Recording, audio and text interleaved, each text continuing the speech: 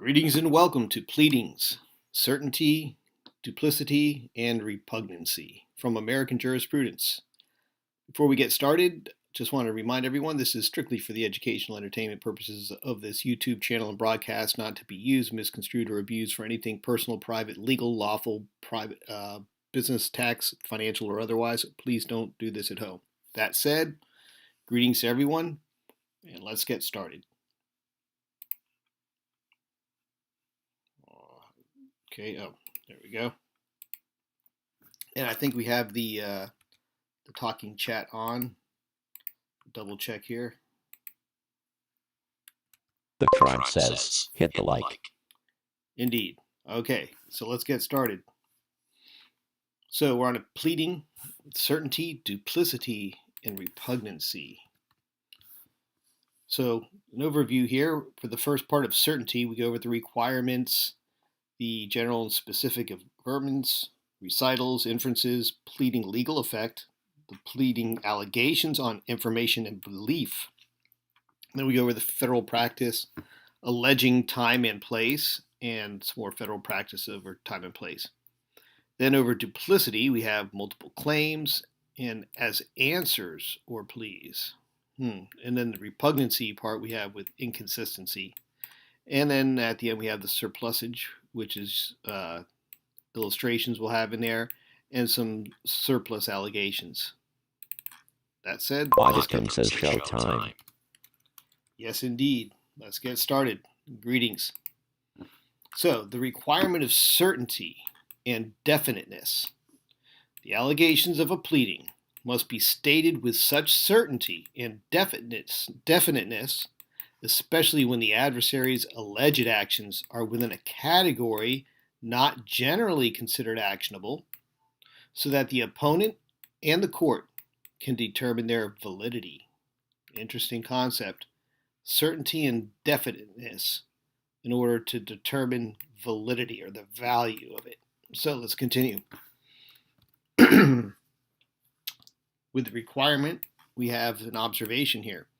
The test of the sufficiency of a pleading is that it states the cause of action or defense with such a reasonable degree of certainty as will give fair notice to the opponent of the character of the claim or defense presented, although a pleading need not set forth each element of the cause of action or defense with crystalline specificity. And then we have the fictitious defendant. Merely because a plaintiff has named a defendant fictitiously, the test of sufficiency of a pleading is not changed so as to require more specificity than would have been necessary had the defendant been sued initially by its true name. So, again, the sufficiency of the Pray for pleading. EG5, he says. I wish more people gave a check about what is really going on. Yes, indeed. That's part of the problem. But we're here trying to do our part and get the knowledge out there to those that are going to put it into action and make use of it. Because let's face it, you can say what you want about the legal system as we have it, but it's probably the best. No, it's definitely the best in the world, because everywhere else you can't even argue these points of logic and reason. So the fact that so many people would just forego even attempting to learn or let alone use the concepts of truth and knowledge and wisdom and the power of the common law, it just it depletes it for the next generation. So it's kind of up to us to carry on the tradition if we see the value in it, which I do, and hope for the best and prepare for the worst. Let's continue. So merely because... Crate for EG5, he says tribe diplomacy rocks. Indeed. To a point, you have to, everything is no grudges or anything held, but, it's got to be tit for tat when it comes to things like this.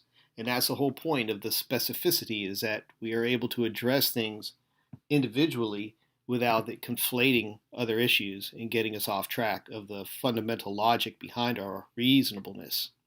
All right, let's continue. So we have the requirement continued here. We have less particularity is required in inferior courts than is required in courts of record. Inferior courts, courts of record. Although a pleading that is sufficient in an inferior court is sufficient in the appellate court when a trial de novo is held there. So a pleading whose allegations are not sufficiently certain or definite may be challenged by a motion to make it more definite and certain, or by demurrer. So there's usually a challenge gives an opportunity to make it more definite and certain, as we learned in the previous one, previous live stream, but demurrer is also a possibility. So the inferior courts of records, it's, I don't know what this is supposed to mean. Let's continue. All right, so we're on to the general and specific avertments. So again, the avertments are the statements of fact or alleged as fact or truth. So specific versus general. Specific allegations in a pleading control over the general allegations concerning the same matter. So the specific allegations are deemed to explain and limit the general ones. So the general ones are probably more descriptive, and the specific allegations will be more explanatory.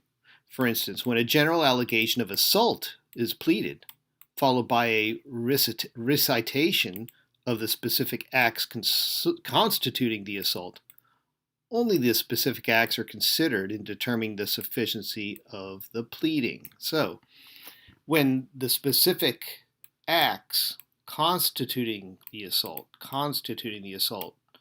are present, the general allegation becomes surplusage. So when specific facts are alleged, any general allegations are considered surplusage.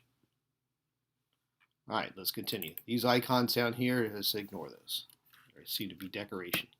All right, we're on to the recitals. A pleader must affirmatively state the facts of his or her case or defense directly and positively. He or she cannot state them by a mere recitation of facts. So, for instance, an allegation that the defendant knew that the day was dark and hazy is a mere recital, and not a sufficient allegation of the fact that the day was of the nature recited. So, we're saying here a proper pleading would be direct positive statements versus the recital, which is just a mere description of facts. Back to what I was saying before, is describing as opposed to explaining. So here's a better way I would say this: the day was dark and hazy. If you could reference an almanac where it had that day was dark and hazy, or some type of newspaper or a common accepted reference, you could perhaps have that judicially noticed and then recognized through the motion and within the hearing. So that would be one way to do it. So it wouldn't be depending on a mere description of facts, but something that's been published that most reasonable people would accept it as a fact. And that could be judicially noticed. It doesn't have to necessarily be argued and deliberated if it is accepted as judicial notice. But that is one example there. Let's continue.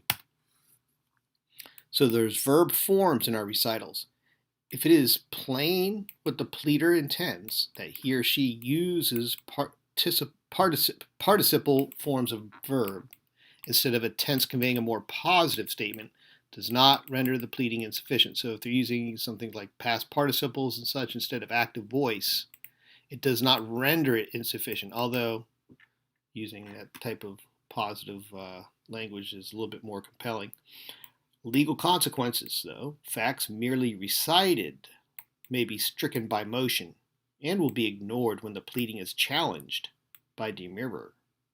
So that's one observation we have here, is that when a fact which is merely recited in a pleading sufficiently appears on the record, the recitation is insufficient on its own to justify a reversal of the verdict. So just because it appears on the record, the fact that it's a recital or recitation, it's not a fact. So again, how it's done, the tense doesn't even matter. Even if it states it as if it's something that truly happened, the recitation is insufficient. Now we're on to the inferences. So we have direct allegations. Although the general rules of pleading require that allegations be directly stated, inferences from those allegations are treated as pleaded as well, and will be considered when the pleading is challenged on demurrer. So again, the fact that the inferences from the allegations, they'll be treated as part of the pleading, because again, the inferences are part of the whole logic leading up to the relief. So in that sense, you can see why it's so important that the inferences are also treated as part of the pleading. And of course, the demurrers, when they start raising their objections and their doubts and things like that, so that's something when it gets challenged later. But the general rules here are that the inferences will be treated as pleaded. Now, the observation here: to be inferred, however, a fact must be clear and certain. It must be logically and necessarily inferred from other facts which are alleged, not from legal conclusions or other inferences. So, to be inferred in your pleadings, the fact must be clear and certain. So we're on that certainty aspect. So the definiteness of that fact, it must be clear and certain. And it must be part of that logical reasoning that is part of the inference, right? So it must be logically and necessarily inferred from the other facts which are alleged, not from legal conclusions or other inferences. So the facts cannot be inferred or I guess qualified here by legal conclusions or other inferences, or I guess that would be almost pyramiding presumptions at that point. So as we see here, clear and certain and logically necessary. So we have alleged facts, logical inference, they'll be treated as pleaded. All right, let's continue. So a court should uphold the petition as to a cause of action that may be reasonably inferred from what is specifically stated, even if an element of the cause of action is not specifically alleged. So specific allegations of facts are stated directly. Then there's a reasonable inference which is logically derived. And the court holds the petitions maintained. So any of these will work here. Let's move along. Pleading legal facts. Although a pleading cannot contain only legal conclusions or conclusions of law, facts may be pleaded according to their legal effect without setting forth the particulars that underlie them. That's interesting there. Again, it needs those supporting facts if you're going to include legal conclusions or conclusions of law. The legal effect is pleading by legal consequence. Underlying a fact is not required to be specified, and the balance is facts over legal conclusions. So, again, in the pleadings, we know that the facts are to be used and conclusions are not, unless they are directly part of the facts and how the logical reasoning formulates into the case. Underlying facts are not required to be specified because, again, you don't need all those particulars that underlie them. You just want to have the basic facts that connect to the legal reasoning or the logical reasoning. And the legal effect is pleading by legal consequence. And we're on to the next part of the legal effect, corporate resolution example. When a corporation sued stockholders for failure to pay amounts due on a stock call, it was sufficient to plead that the stock call was duly authorized by a corporate resolution. Craig for EG5E says, thanks for your service, tribe. I'm dyslexic or something, so I can't comprehend unless someone reads to me. Oh, indeed, and you're welcome. It's believe me, this stuff is hard to read, and putting these presentations together actually helps me comprehend it a lot better because of the organization. Takes you out of that linear mindset of reading through, and plus all the references. There's more references than there is actual content in most of the texts of the American jurisprudence. So yes, indeed, I appreciate that as well. So the corporate resolution here, it was sufficient to plead that the stock call was duly authorized by a corporate resolution without specifying the provisions of the corporation's bylaws which authorize such a resolution. So that's enough for the pleading. And at the deliberation, then it can be attacked, demurs, all the other things. Chekhov Jack says hit the like, folks. Ahoy, Captain Jack, indeed. Let's follow the captain's orders and hit the like. We're on to agency relationship example. A wrongful act done by an agent may be pleaded as done by the principal without mentioning the agency relationship. Wow. So that's very clear there. What's the agent is the principal. Very straightforward there as far as pleadings go. Now, whether winning the case or not is a whole different ballgame. Now, pleading allegations on information and belief. Many jurisdictions, either by decisional law or by statute, that's a strange term, decisional law, allow a party to allege facts on information and belief when they are not within the party's own knowledge. Wow, so you can allege facts on information and belief when they're not within the party's knowledge. So information and belief when facts are beyond direct knowledge. That looks a little slippery there, but let's continue. When a plaintiff lacks knowledge and the means of obtaining knowledge of facts material to his or her cause of action because the matters are peculiarly within the knowledge of the adverse party, and a pleader can learn of them only from statements of others. Well, this is very important here. The pleader may plead what he or she believes to be true as a result of information or hearsay the pleader has received. So, because they lack knowledge and it's the information from others, they could plead on belief. But this is because in the means of obtaining knowledge of facts material, so central to his or her cause of action, is because the matters are peculiarly within the knowledge of the adverse party. Wonder why they use that word there, just to make it hard to say. Let's proceed. Pleading allegations on information and belief. Practice tip. If a complaint alleges on information and belief that a certain sum of money is owed the plaintiff and the defendant defaults, judgment cannot be awarded on the complaint unless the court takes testimony to determine the exact amount due. So we have a complaint, alleges sum owed. The defendant defaults. Court action, it requires testimony. This is a very important practice tip here. The complaint alleges on information belief that a certain sum of money is owed the plaintiff. All right, let's continue. In federal practice, the federal recognition, the concept of pleading on information and belief is recognized under the Federal Rules of Civil Procedure.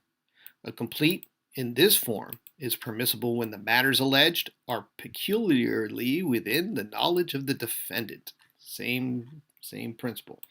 Then we have a notice pleading rule. A motion to dismiss for vagueness of the complaint must be analyzed in the light of the federal notice pleading rule, which sets forth the procedural requirements for pleading a claim in federal court. So we get those Federal Rules of Civil Procedure. You can follow up on those for specificity. Now we're on more federal practice, corporate pleadings. Corporation's complaint or denial on information and belief is appropriate, since a corporation's averments are seldom such that it may be directly within the absolute knowledge of the person filing the pleading. Well, that makes sense. But there's a caution, an answer that attempts to evade the requirement that a pleading present defenses in short and concise terms by equivocally admitting or denying a matter through the use of the phrase on information and belief is deemed an admission. So you always need to use the phrase on information and belief. What a great tip here, or I should say really a caution. An answer attempts to evade the requirement that a pleading presents defense in short and concise terms by equivocally admitting or denying a matter through the use of the phrase on information and belief is deemed an admission. So it's still an admission even though they say it's on information and belief, but it's deemed an admission.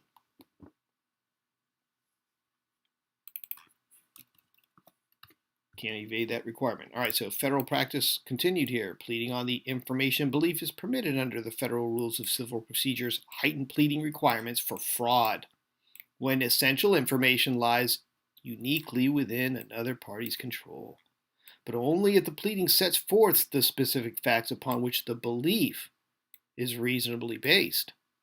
So we have fraud pleading as heightened requirements. Unique control, the information is with the other party. And you need specific facts, which are the reasonable basis required to, believe the other party is in control of that unique information, or has unique control over the information which the plaintiff doesn't. So alleging time and place. Time requirements. Generally, the time and place of an occurrence need not be alleged, unless either it is material to the claim or defense, or the failure to specify them makes the allegation so vague and ambiguous that the opponent cannot answer it. For instance, in a personal injury action, it is permissible to allege the injuries were suffered on or about a certain date. So time requirements, this is good. It is permissible. For instance, in a personal, it is permissible to allege the injuries were suffered on or about a certain date. There's place requirements. Similarly, the place of the incorporation of a corporation need not be alleged unless it is material. So an observation. It is generally not necessary to prove with exactness the time alleged in a pleading for the occurrence of an event unless the time is material to the claim or defense. So unless it's central to the claim or defense, time is not that relevant. Precise time, I should say. On the federal practice, under the Federal Rules of Civil Procedure, when the sufficiency of a pleading is challenged, the allegations of time and place contained in it are material. So once it's challenged. The rule does not require a pleading to contain specific allegations of time, of place and time, but merely states that when such specific allegations are made, they are material. And specific allegations of time or place may be necessary if without them the statement of the claim is so ambiguous and vague that the opponent cannot adequately respond. So I can see that being very important too, that, on or about the week of or something, it could be hard to adequately respond. So there's a balance. There's materiality versus requirement. The time, the specific, only when needed. And a place, the same requirement, specific, only when needed. And that's in federal practice. Now we're on to the multiple claims in our duplicity section here. A pleader must not allege in a single count several distinct matters in support of a demand. Multiple grounds for relief or causes of action, or multiple theories of liability should not be pleaded to support the same allegation. For instance, a claim for breach of the implied covenant of good faith and fair dealing is duplicative of a breach of contract claim. So, no duplication.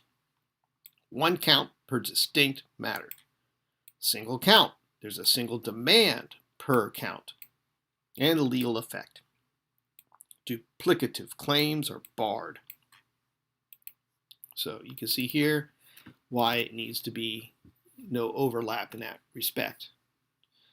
Practice tip: if the pleading, although reciting many facts in support of its allegations, requires but one answer, it is not duplicitous. So if it's many facts but there's only one answer. So I guess the multiplicity comes from the number of answers, not necessarily the number of facts. But there's exceptions. The Federal Rules of Civil Procedure expressly permit the pleading of both alternative and inconsistent claims. A complaint charging breaches of both express and implied obligations under a contract and seeking recovery for all is not duplicitous. Of course, that's express and implied, not or. So I think that's probably key as well, having a conjunction instead of a disjunction. So now we're on to Still multiple claims. In some jurisdictions, when a party has both a claim for account stated and a claim under a contract that provides for an award of attorney's fees, the claims for breach of contract and account stated are not duplicative. So the account stated, there's a claim for an account stated and a claim under a contract. So there's account stated, there's a separate claim. The contract is for attorney's fee provisions, so they're not duplicative. They're distinct legal theories. Wonder who wrote that one. Definitely an attorney. All right. Now we're on to section 52, as to answers or pleas. The duplicity in answers. Remember, the multiplicity effect comes from the answers. The rule against duplicitous pleadings applies to answers or pleas. A plea or answer is bad for duplicity if it contains more than one independent fact or set of facts, any of which alone is sufficient to answer to the complaint, petition, or declaration of the plaintiff. So less is more when it comes to answers and pleas. Non-duplicative answers. When the facts stated relate to one issue and do not relate to different defenses, or relate to more than one defense but are alleged so that only one defense is relied upon, the answer is not duplicitous. So there's several defenses but only one is relied upon. It's not duplicitous. That's interesting. In some jurisdictions, an answer or plea may not be challenged as duplicitous. So I've seen somewhere, even though such and such, this is the case and this is what we're relying on. So I can see how that would work as the non-duplicative answers. All right, now we're on to inconsistency and that repugnancy. Repugnancy is a pleading of inconsistent facts or allegations in the same paragraph of a pleading, either a complaint, petition, or declaration. Contradictory allegations may be contained in separate paragraphs of the pleading, however. Oh boy. The inconsistency must be irreconcilable. If the pleader's intent is clear or the inconsistency is immaterial, it will be disregarded. Interesting. Again, so the same paragraph, repugnancy applies. Separate paragraphs are permitted, even though that's kind of odd, but they must be irreconcilable. It must be clear inconsistency. So, be disregarded. If the pleader's intent is clear or the inconsistency is immaterial, it'd be disregarded. But if it's irreconcilable, then it will be considered, or may be considered. A little discretionary there. All right, now we're on to several causes of action or defenses. The doctrine of repugnancy applies only to inconsistencies in the same cause of action or defense.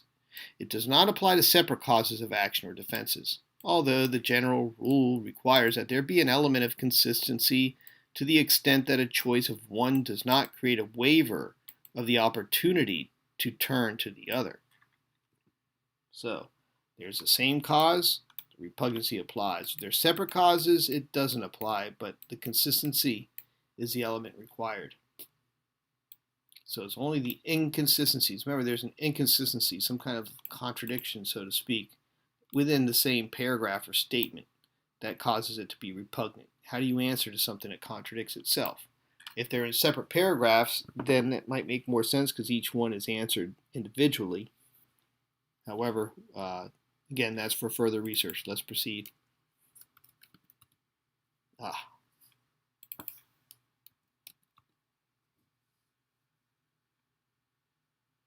Okay, so we're on the multiple causes of action here. Multiple causes of action must be consistent to be alleged in the same pleading. But plaintiff may state the cause of action in several different ways to conform to the evidence. If a pleading is dismissed, the pleader may seek to amend it to allege an inconsistent position, because a party is not estopped to maintain an inconsistent position in his or her pleadings if a prior position was unsuccessfully maintained. That's interesting there. So the original pleading is dismissed and it can be amended. So multiple causes of action must be consistent to be alleged in the same pleading, but a plaintiff may state the cause of action in several different ways. Okay. So the cause of action can be to conform to the evidence, but if a pleading is dismissed, player may seek to amend it to allege an inconsistent position. Ah, there you go, because a party is not stopped to maintain an inconsistent position in his or her pleading. So you pick and choose from different positions there, but they had to conform to the evidence. Interesting. Wow. So election required. In some jurisdictions, the pleader is required to elect which cause of action to proceed upon. And if either cause of action is pleaded is good, the pleading cannot be attacked by demurrer. So if either cause of action is pleaded good, then it can't be attacked by demurrer in some jurisdictions. Wow. So cause of action A, elect one. Let's misspell there. Cause of action B. And either one can be chosen. You get to elect one of these. All right. But it's the pleader is required to elect which cause to proceed upon. See, then that pleading can't be attacked if either one is good. Either cause of action is pleaded good. Okay. So generally, we're on to the surplus allegations. Allegations which are unessential to or wholly foreign to the claim, cause of action, or defense are surplusage. They are not part of the pleaded cause or defense, even if they are at variance with the material allegations of the pleading. Surplusage with the garbage can icon here. Unessential allegations. Legal effect? No part of the cause. At variance, even if inconsistent. So, there it is. The surplus allegations, unnecessary, not part of the cause. The allegation may be stricken upon the appropriate motion. Indeed, the simple test of surplusage is whether the allegation can be stricken and leave a valid pleading. So, if that's an allegation that could be stricken and the pleading would still be valid, then it's surplusage. Surplus allegations may be disregarded even in the absence of a motion to strike. So even though there's no motion to strike, the fact that they're surplus allegations, they may be disregarded even still. But the proper way is to do a motion to strike and then an opportunity for them to amend or clarify. So the original pleading, remove the allegation. Is it a valid pleading? Yes. Then it can be removed. If it's not a valid pleading, then you can't remove the allegation as surplusage. We're on to 55. This general, so we're still on 55. The observation here, the surplusage prevents no issues. Since the surplusage prevents no issues, it does not need to be denied. If it is denied, the allegation does not thereby become material to the case. And the pleader is not authorized to present evidence in support of it. So there's no denial needed. Surplusage presents no issues. It's not material, even if denied. And there's no evidence because it's not authorized to present. So you can't enter in any of the surplusage allegations. They're evidence. Here are some illustrations of surplusage. The following have been held as surplusage. Conclusions. Again, in the pleadings, you don't put conclusions, you put facts. So conclusions, legal conclusions, without factual basis. They can be contained with conclusions if they rely on that factual basis and connect it to the logic of the reasoning for the action. Repetitions are surplusage, matters already properly averred. And the untrue allegations. Those are prohibited by statute in some jurisdictions, and I guess federal as well. I think untrue allegations are generally prohibited. Here's some more illustrations of surplusage. Certain words merely descriptive of the person of a party constitute surplusage. Wow. For example, the description of a party in a pleading as administrator, executor, trustee, or the like is surplusage when the action is for or against him personally. So, wow, that's interesting there. Those titles are surplusage. So administrator is descriptive surplusage. Executor is descriptive surplusage, and trustee is descriptive surplusage. Wow. All right. So not so much in the title. And that takes us to our summary. Again, with the pleadings, we want certainty, requirements for definiteness. We went over the test for sufficiency and the court requirements, including the federal rules. Then there was the duplicity, the general rule of duplicity. Remember the answer, single answer. There were exceptions and application to answers. And we went over the repugnancy, the definition of it, the inconsistency, and the application of causes of action, and of course, surplusage. And with that, I'd like to thank you all for attending. This was a very interesting and informative volume of American jurisprudence. We still have a little bit more to go within pleadings, and it gets pretty good on the next one. I believe is going to be an exciting one. Don't recall what it is exactly, but the next chapter is going to be something really good. So keep your notifications set up and get ready, because I believe sometimes it's not, notifications don't always go out. So keep aware of the tribe. Look for, I'll try to put post in there. And in the future, Shaggy Hippie 1776 says rock on, man. Salute to you too, Shaggy Hippie. YouTube has been asking some creators work on their beta testing program here, or bait. They're baiting us to test their what they call members only live streams, where we have panels with invited member guests from the channel. So I went ahead and to appease our corporate generous corporate sponsors of YouTube, I figured I'd set it up at the low price point for the membership. Ultimate 4426 says, knowing I can ask questions helps me follow more closely. Indeed, that's what this is all about with the live stream, so that people can get more involved, and this helps guide also this whole learning process for everyone, and it stays with the videos. However, with the members only live streams, after a presentation like this, we could have a question and answer session, have some more resources for those that want to dig a little bit deeper.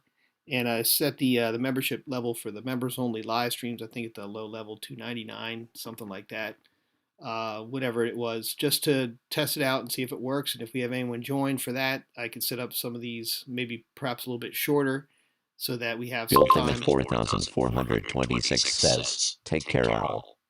Yes, and salute to you, Bill Thomas. Take care. Anyhow, yeah, so that way we have people that could contribute and have a little bit more of a discussion, share things back and forth through the live stream panel.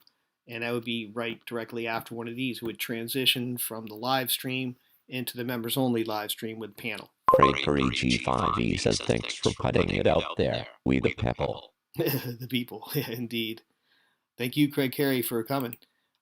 Anyways, again, that's in the member section. If people are so inclined, that's just it's not really like a financial incentive, but it's just a way of measuring how much interest there is. And if there is, then I will put forth the effort to put together the panels and the links and everything to get everyone together, and some additional materials that we can also probably distribute and share these presentations within it as an extra benefit. And that said, this is in the member section of the Tribe channel. So just to be aware of that. And with that said, salute to you all for being here, and I hope to see you all on the next one. Peace out.